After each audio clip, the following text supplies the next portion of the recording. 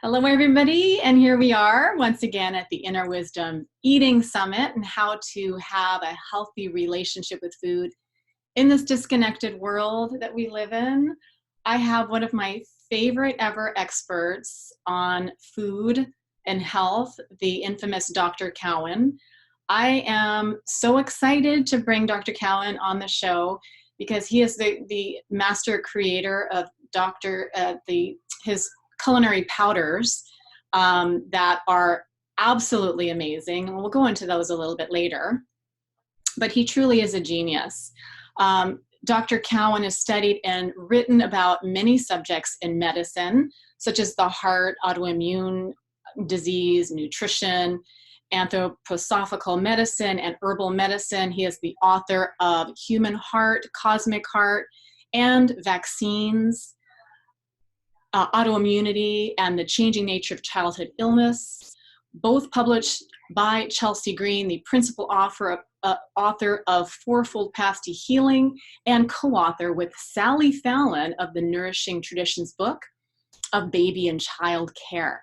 Dr. Cowan has served as Vice President of the Physicians Association and as a founding board member of the Weston A Foundation. He also writes Ask the Doctor column in Wise Traditions in Food, Farming, and the Healing Arts.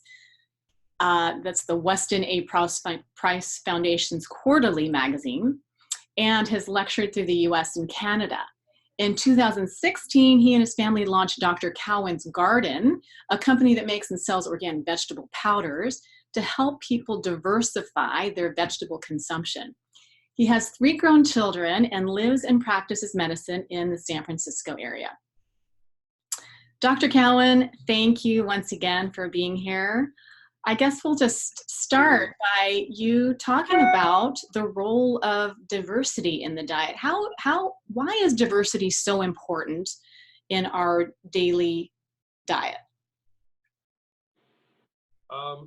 Well, that's a good question. I mean, I got interested in this because I got interested for a number of reasons in the way healthy people used to eat.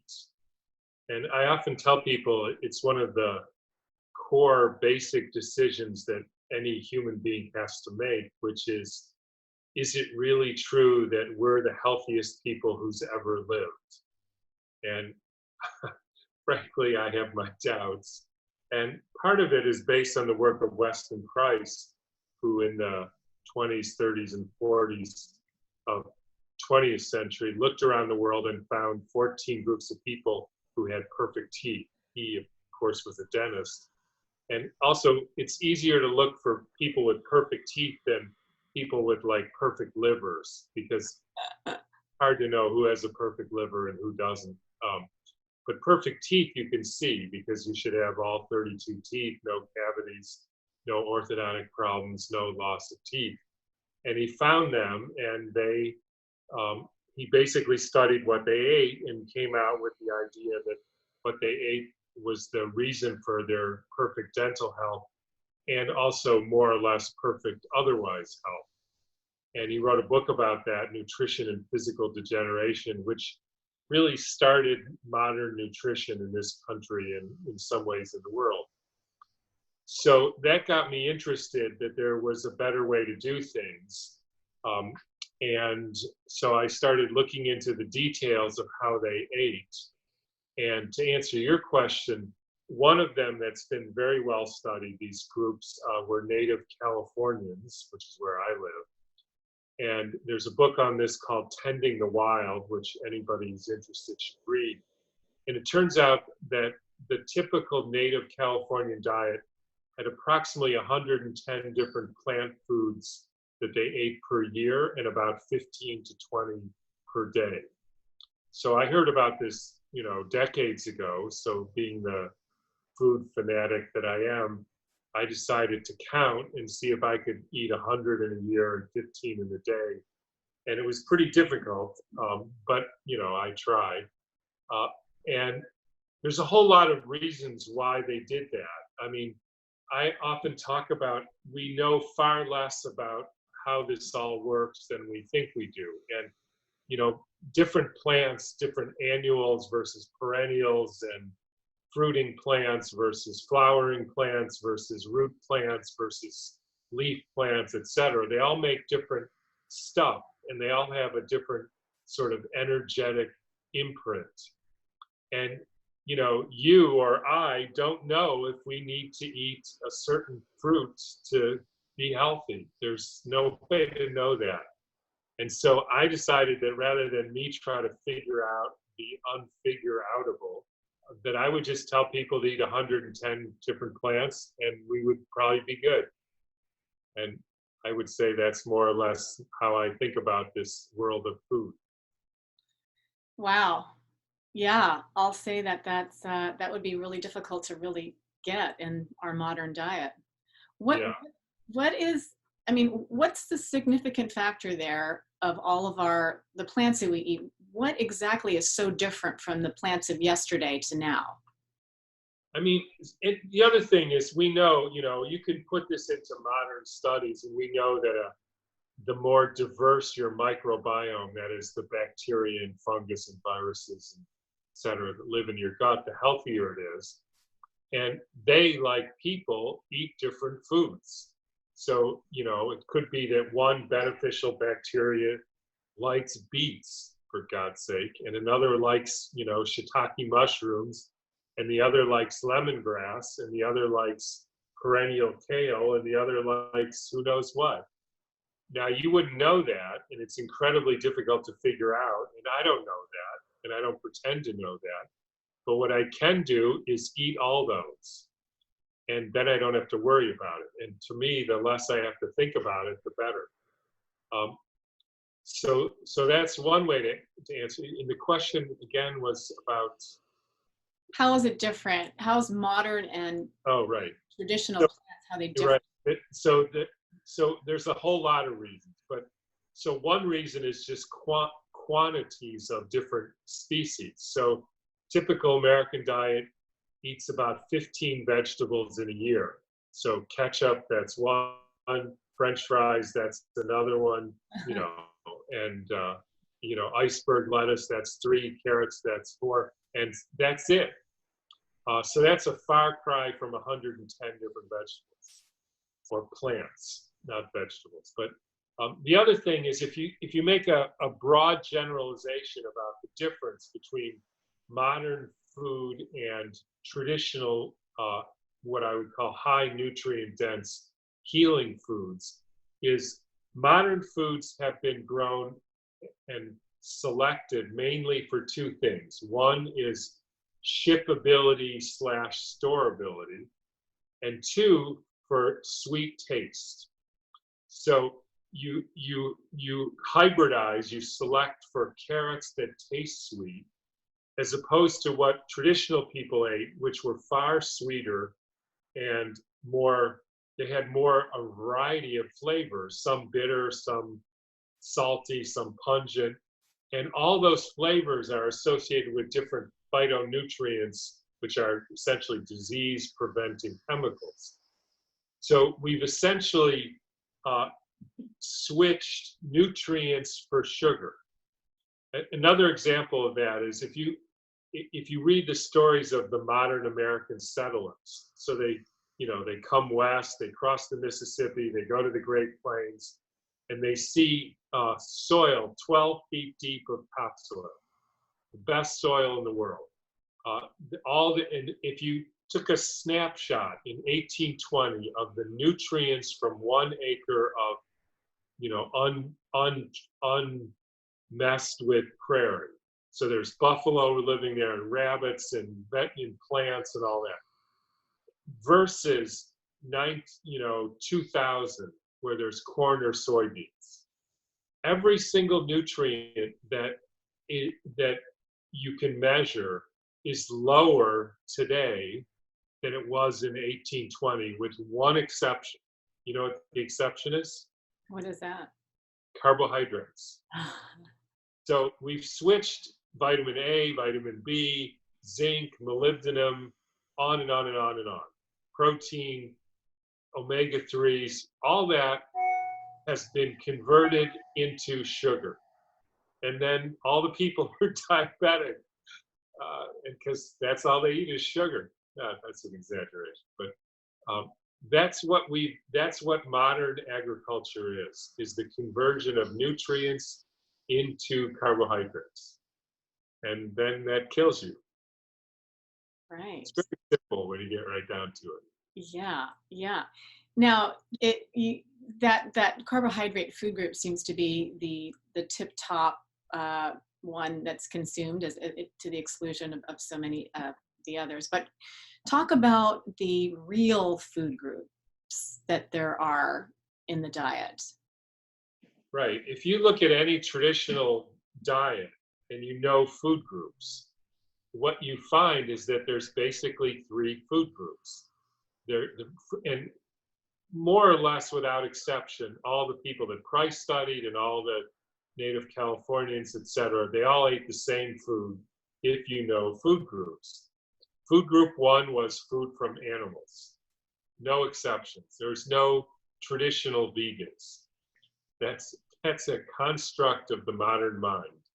No traditional person was a vegan by choice. Mm-hmm. They may have been forced to sometimes. And that includes, elk and buffalo and wild fish and insects and eggs and pheasant and roosters and on and on and on. So they all ate some sort of animal stuff. And they never ate low-fat animal stuff. That's just an abomination. They ate whatever they could get. One of my favorite, the picture on my cell phone is a guy named Buffalo Bull Back Fat. He is a portrait hanging in the Smithsonian.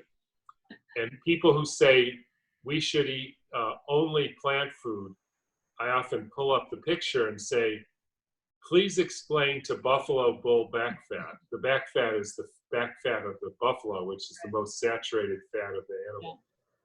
Why he should have been a vegan. Because frankly, I don't think he'd buy it. And he's a lot healthier than any American I've ever seen from the looks of. So that's food group number one. Food group number two is what I call seed food. And seeds include seeds and nuts and grains and beans.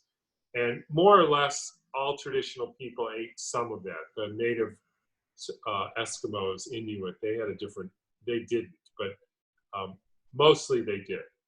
And that were pine nuts, acorns, grains, beans. Native Americans ate corn, they all had one of those. They all soaked it, fermented it. They didn't eat plain acorns because that's really nasty. To process it to get the anti-nutrients out and unlock the nutrients. So that's group number two. And group number three is fruits and vegetables, which 80 to 90% is vegetables and 10% to 20% is fruit. Dr. Cowan, can you elaborate, and can you just say that even louder about how much percentage is actually fruit? So it's 80 to 90% vegetable and 10% to 20% fruit. Right. Like there were no fruitarian native Right. people.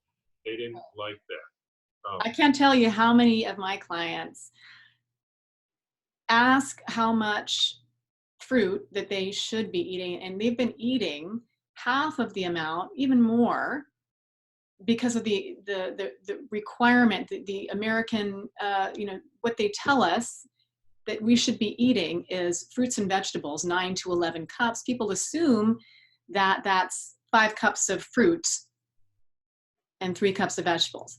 Yeah. 4 cups. I mean, nothing against berries and some, tree fruit or stone fruit. And, I grow a lot of them, but I tend to grow the ones like aronia berries and goji berries and mulberries and raspberries and strawberries that are high nutrient content fruit, low sugar fruit. The traditional diet is not a high tree fruit diet. That's a modern invention. And in the vegetable part, was a combination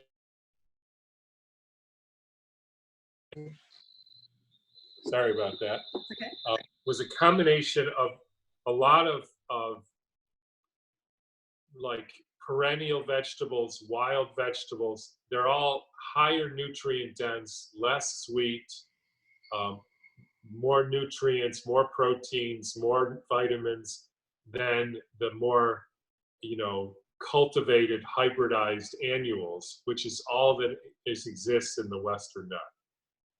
So that's another change, was the type of vegetables. You know, I'm often interested in people who are so-called eating a paleo diet. And, you know, that means they don't eat grains. Right. So what do they eat? They eat chicken breast and broccoli.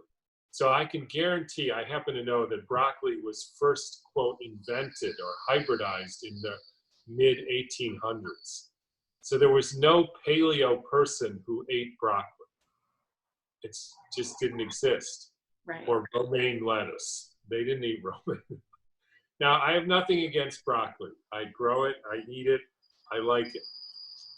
So I think we can use some of modern agricultural techniques to grow, you know, more interesting, fun foods. I have nothing against broccoli or kale or romaine lettuce, but that's not a traditional diet. That's not a paleo diet.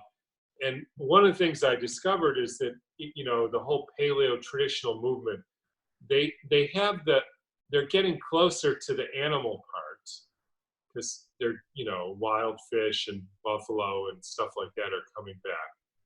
They're getting closer to the nuts and seeds part, because, you know, almonds are almonds and that. But they don't have the vegetable thing right at all. Mm-hmm. They're eating hybridized, modern, annual vegetables only, and none of those are part of a traditional diet. Well, what would be the close to perfect paleo diet in your eyes that modern man could actually eat and find? Yeah, I mean, I'm not that particularly interested in a paleo diet. I don't have a word for, I mean, it's basically nourishing traditions, which is the 3 food groups. You eat full fat animal foods, you know, two or so times a day. And it could be anything. And it's that should depend on what's available and best. So if you live by the ocean, you can catch fish, that's the best. If you live in the prairies, it's buffalo or, you know, free range heritage breed cows or pigs or whatever. They're all the same. And then you get some sort of seed food that you soak, and it's all about the quality and how it's grown. And it could be, you know, traditionally grown rice, or it could be millet, which is a native African grain. Even wheat is fine as long as it's, you know, heritage breeds and properly sourdough'd. I mean, that's the most of the trouble, not that people don't tolerate gluten. Seeds and nuts are fine. And we're talking about a third of each in the diet, and then lots of different vegetables, including perennials and wild and mushrooms and, you know, like wild ramps and tree collards and asparagus and bitter greens. And my current interesting favorite is bitter melon. I don't know if you've ever eaten it, but it's really bitter.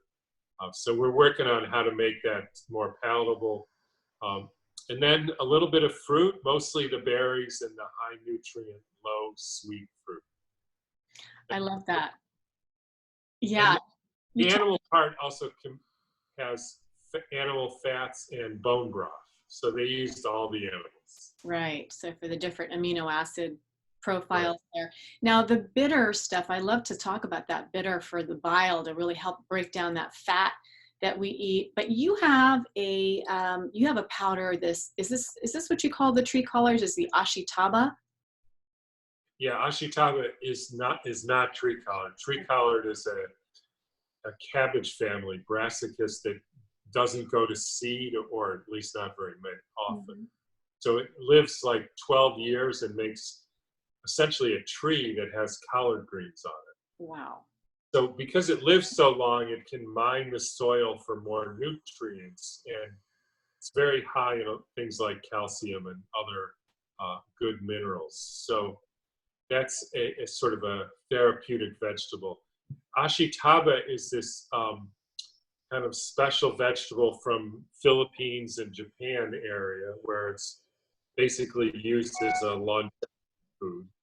And we're trying to get that going and grown in the United States. So yeah, that's a big part of our Dr. Cowan's Garden project. Do you think that we're going to be seeing these foods grown in the next few years? Do you think that you're going to make these popular again? We're trying. Yeah. I don't know. What do I you? mean, we have to find. Part of it is finding the right quality growers. Mhm. So we source as much as possible from biodynamic growers because I think that's the best way to grow plants and pretty much anything. We also have wild foragers who pick stuff. So we can grow as much as we can get people to grow for us. And the more demand there is, the more growers, they'll grow whatever they can, whatever works. So that's what we're trying to do. Whether that'll work, I don't know. We'll see. What do you think, Dr. Cowan? I've seen these items at various supermarkets around, things like broccoli leaf. They've actually got a trademark now for broccoli leaf that they're selling. I don't know if you've ever seen that. I haven't, so I didn't know about that. I mean, I have nothing against people eating broccoli leaves. But here's what I do have a bone to pick with, because I often joke that probably everybody has a bottle or a bag of vegetable powder sitting in the back of one of their cupboards that's been there for 1+ years that they actually wouldn't eat anymore. And so why is that? Well, mostly because they don't taste good. And so one of the founding principles of our company was we take the vegetable, whatever it is, and we bring it to the point where you would eat it, and then we dry it at that point. So for instance, if you're going to take broccoli leaf, like, I don't know about you, but I wouldn't eat raw broccoli leaves because they're very bitter and they don't look that good. They're sort of dull green. But if you took broccoli leaves and then you steam them for a minute or blanch them, they get sweeter and they look better. They look greener, etc. That's the point that you would eat it. And then if you keep cooking it, steaming it or blanching it, it gets wilted and yucky and mushy, and nobody would want to eat that. So you don't want to undercook it and you don't want to overcook it. You want to cook it properly. And it's not the same for any vegetable, for all plants. Like, I don't cook, lettuce because it doesn't have the cellulose that it would need to be cooked. And I don't eat raw pumpkin. It's not good. It doesn't taste good. There's nothing good about eating raw. So like if somebody says, oh yeah, I'm a raw food person, right? Like raw pumpkins, like Right. That's eating with your head. Yeah. And it has nothing to do with human beings or the plants. So the problem is, I don't know that broccoli stuff, so I probably shouldn't say, but my guess is because of how everybody else but us does it, they take broccoli leaves and they dry it raw. And then it's yucky. And then nobody eats it and sits in your shelf. And no wonder, because it's not even good for you. Right. Now, here's another thing. If you take broccoli or kale or collards or Swiss chard and you like steam it, right, for 1 minute, gets all green, it tastes really good. And then there's some people who say, oh, well, you should save that water and use it for making soup stock, right? You ever eaten broccoli steam water or kale steam water? It's yucky. Like, Yeah. like nobody in their right mind would put that in soup. Right. It's yucky. And the reason it's yucky is the plant doesn't want you to eat its leaf, right? So it puts poisons in there. They're bitter. And then if you come along and you eat the leaf, you say, yuck, I'm not going to eat that anymore. And the plant is happy because it didn't want you to eat the leaves in the first place. So we have to at least be somewhat intelligent about it. And if we steam it, we get rid of the yucky part. We don't drink the yucky part. And we eat the good part. But I don't know any other company that does that. And why? I mean, it's costly, and it's a pain, frankly, to do that. And you have to do it yourself or find somebody who does it exactly how you want them to do it. So it's really all about the source of the plants, or the source of the meat, or the source of the seeds. You know, I don't eat GMO glyphosate sprayed wheat. It doesn't matter that it's plant-based, it's yucky. I know that from my grandchildren. Very scientific, this word. Right, Yucky. I love that's a very good word. It really depicts Yeah, a strong picture, for sure. Dr. Cowan, you know, we talk about dietary diversity, how that might be good for, not mine, it absolutely is good for us. Good for the role of the health in the gut. If the gut is functioning properly, we're going to optimize brain health. If we're going to optimize brain health, we're going to really help our stress levels. Talk a little bit about the effect of these foods on the microbiome, and then therefore its effect on serotonin and mood stabilizing hormones like dopamine and GABA. Well, all I can really say about that is, you know, they did this thing, the Human Microbiome Project.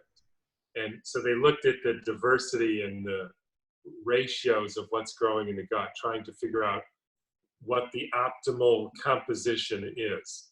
And the first thing I would say about that is just the fact that they spent something like $10 billion and couldn't come up with an answer ought to tell us how complex this is. It changes, you know, hour to hour, maybe minute to minute, and, you know, it depends what you eat. And I say that because anybody who does stool tests and says, oh, you have optimal gut flora, my response is always, how do you know that? We don't have any idea what a normal gut flora for this person is at this day. So I don't really do those tests because I don't trust that they are measuring anything that's valid. Mm-hmm. But we do know that the more diverse it is, the more species are represented, typically the healthier and less diseases the person will have. Now, interestingly, the number one food that encourages a healthy microbiome, meaning diversity, you know what it was? Leeks. Uh-huh. Why? I don't know, but that's what they found. So I eat leeks, not every day, but either leeks or leek powder, which we make from we basically dehydrate raw leeks. Because leeks really they taste really good so when you hydrate them raw. Good. I use that leek powder daily. Yeah, it's really great. So the reason for that is to promote diversity. Now, you know, even back to Rudolf Steiner said the brain is just smushed up guts, although he probably didn't use the word smushed up. That's my paraphrase. But you think about it, you take these coiled intestinal loops and you put them in a little box, not a square box, but a round box. That's the brain. And it's no surprise that it has many of the same receptors and neurotransmitters and all that. The only thing I would just change a little bit about your question is, I am not somebody who thinks that serotonin causes or is what we mean by, quote, depression. Like, that has never been shown. Now, that's not to say that if you change somebody's serotonin levels, they won't feel differently. They will. But it's different to say low serotonin causes depression or high dopamine. These are just chemicals that are released when certain things happen. not the other way around. And I don't, if you want me to, I can flesh that out, what I mean by that. Yeah, please. So I wrote about this in, I think in the vaccine book. So we think that the brain works by these neurotransmitters, or the nerves. And there are neurotransmitters, there are chemicals, dopamine, serotonin, et cetera, in the brain. But if you think about the fact that they say that nerves are transmitted along this line through the influx of calcium and the efflux of magnesium, and then it comes to these junctions called synapses, and then the neurotransmitters cross the synapses. And if you think about it, from your brain to your toe, or the tip of your finger, there's probably 20 different nerves, all with flow of calcium down the axon, and then chemicals traversing this junction. And I happen to know that it takes about 0.05 seconds for the chemical to traverse the junction. And since there's 20 or more nerves, it should take about 3 to 4 seconds between when you think, move the tip of my finger, and when your finger moves. And I can guarantee it doesn't take anybody 3 to 4 seconds to move their finger. And what that tells you is we are not chemicals. And the analogy I like to give is, if you go to a forest and you find perfectly square footprints, and you say, what made these footprints? And you say, well, it must be, there must be an animal that has a perfectly square hoofs. So people study it and they can't find the animal. And then a professor at a famous university says, I know what caused the footprint. It's the unique composition of soil and water in that part of the forest. And I can prove it to you because I can take a square box and I can go to a gymnasium or my rug and I can push it into the ground and it won't make a footprint. Therefore, it's the soil and the water that causes the footprint, which of course is nonsense. It's true you need soil and water to make a proper footprint in a certain percentage, but because you can't make a footprint in the ocean or on a concrete floor. But it's the square thing that made the footprint. And so in our nerves, there's a flow of electricity. When that happens, it releases these neurochemicals, neurotransmitters, that are the consequence of that. They're the soil and the water. So it doesn't work without soil and water, but they're not the cause. And that's the reason why we can't treat neurological problems, because we manipulate the soil and the water, and we don't know that there's an animal making the footprint. Right. And so that's a whole different question. Where does the nerve impulse come from, which I don't want to get into right now, but that's the problem. And that's the problem with, we are not chemical beings. I mean, and anybody who doesn't believe that, if you say, well, so what is a chemical? Chemical, like serotonin. It's made of molecules, right?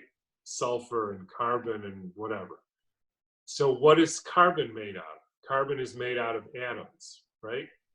So what is an atom made out of? Well, you have a nucleus here, and then way over there, you have an electron, right?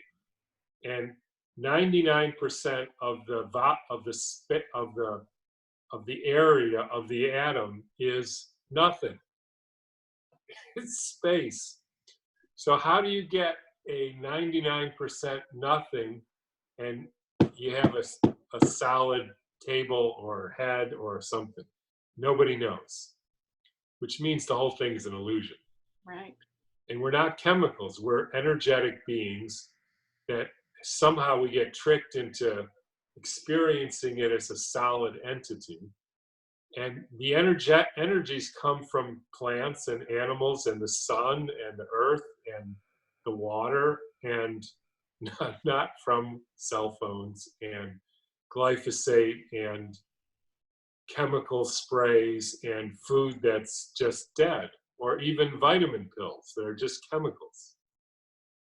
there's not nourishment. Yeah.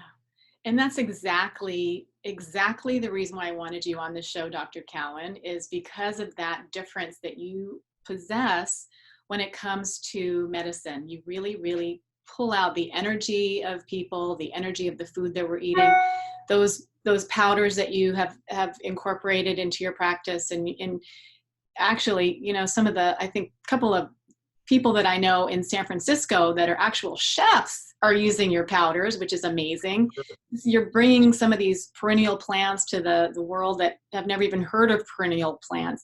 And your education is just groundbreaking. I wish you the best in what you're doing. And I cannot wait to ask you to be on another one of these summits, and we'll talk more about this energy and plants and what other things that you want to talk about. But I could spend hours here talking with you. Let me know one thing. What was one thing that you ate today or yesterday that really gave you and it just made you feel really awesome? I mean, frankly, I mostly feel mostly the same. Yeah, Yeah, I that's a just good way feel to like, be. It's a good way to be. No highs, no lows. yeah, I mostly feel the same, which is, you know, good enough. Like I do what I need to do. Beautiful. Uh, like I said, the reason I'm, so I have a big garden, so I eat what I grow basically. But so today I had bitter melon powder on my eggs. And the reason I'm excited about that is because this is the third year that I tried to grow Okinawan heirloom bitter melons. They say that's why they live so long. I think it's probably not just that, but it's a very interesting plant. Unfortunately, the previous 2 years, the gophers ate every one of them. This year, I don't know why, but they missed them. They ate the pole beans instead. Awesome. But so we actually got a reasonable harvest. So I'm trying to figure out whether it's to salt them first, which gets rid of some of the bitterness, and then dry it, or do it raw, or cook it, or whatever, to see which way works. But the salt it and then let it sit for an hour, and then dry it, I think is the best. Oh, that So sounds that was, so good. I am, yeah, that so sounds I had amazing. and traditionally made biodynamic heirloom rye bread that my Hmm. son made, who's a baker in West Virginia, and he's starting to develop this commercial bakery that's basically making these breads available. Wow. I'm coming right over. That Yeah, sounds we great. eat good food. I mean, I'm a foodie, you know. You So really are. You really are. Well, that's what living up north in the San Francisco area. You're in Marin? I live in the city, and the garden is about an hour away in Napa, so I go there too. Amazing. Yeah, Amazing. we Well, have Dr. Cowan, I'm blessed to have you here on the show. Thank you again. And everybody, I want to wish you a very healthy day, and we'll talk to Dr. Cowan hopefully sometime soon. Take care. Thank you.